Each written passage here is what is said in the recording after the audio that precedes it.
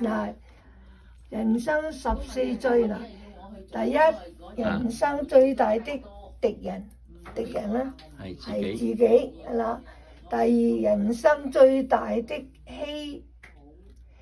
最大的失敗又係自大，自我以為好威咁樣啦，自大係啦。人生最大的無知是欺騙呃人啦。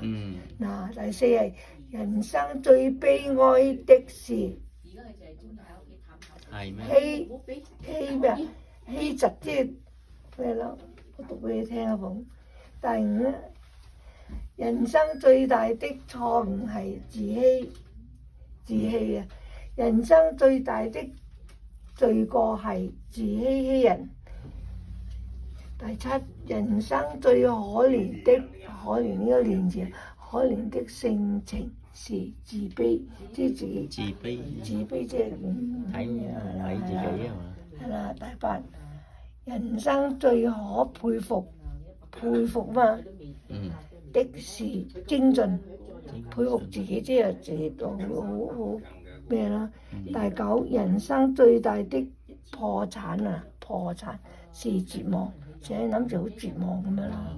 第十，人生最大的財富係健康最好啦。11，人生最大的債務是人情債啊，欠嗰個人情債啦。12，人生最大的禮物係寬恕，即係人家做錯自己都原諒人家咁樣啦。13咧，人生最大的缺陷是卑智，卑智咩講啊？卑智點解釋俾你聽啊？人生最大的真係假嘅？卑智，你睇讀啱唔啱先？讀啱。我啲中文仲得嘅喎。嗱，第14咧就係人生最大的恩惠啊，恩惠係布施。布施嗱，咁你咪裝就得啦。人嗰電啊，人到嗰電咪裝就得，你喐佢啦。布施先喐佢大啦，邊度？我買呢幾十年都買咗，我掛喺個房，成日都睇住晒啊！成日嚇咩啊？我讀俾阿大佬聽啊！大佬，